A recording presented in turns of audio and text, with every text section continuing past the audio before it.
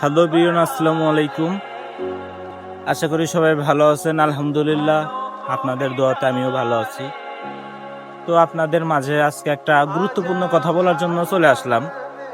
তো যারা বিশেষ করে দেশের বাইরে আসতে চান, ঠিক আছে, যারা বিশেষ করে দেশের বাইরে আসতে চান, মানে আরব আমিরাত দেশগুলোতে আসতে চান, দুবাই, সৌদি, কাতার, ওমান, ঠিক আছে, মানে আরো অনেক রাষ্ট্র আছে আর কি। তো আসলে ভাই আমি একটা কথা বলবো আপনাদের, মানে আমি বাইরে আছি, ঠিক আছে, আমার যতটুকু অভিজ্ঞতা, মানে আপনাদের আমি একটা সাজেশন দেওয়ার চেষ্টা করি। আসলে কেউ যদি মানে বাইরে আসতে চান, আপনারা আসার আগে অবশ্যই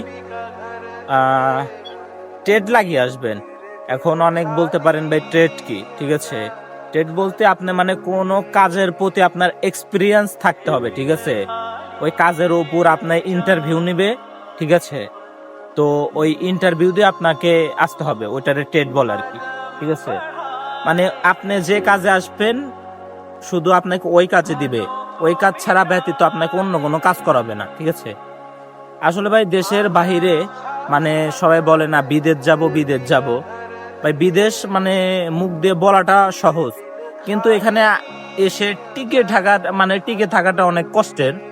কারণ এখানে আপনার মানে যদি ভালো কাজ না পান, যদি কষ্টের কাজ হয়, ঠিক আছে, এক কথা হচ্ছে আপনি নতুন আসবেন, তারপরেও যদি আপনার এখানে কষ্টের কাজ হয়, আপনার এখানে এসে মন মানসিকতা নষ্ট হয়ে যাবে, কিছু ভাল লাগবে না, ঠিক আছে। তো ভাই আর একটা কথা, বিশেষ করে কেউ কখনো ভাই সৌদি আরবে ভাই সাপ্লাই কোম্পানিতে আসবেন না। সাপ্লাই কোম্পানি তো অনেক সমস্যা। তো আসার আগে ভালো করে জেনে শুনে বুঝে আসবে, ঠিক আছে।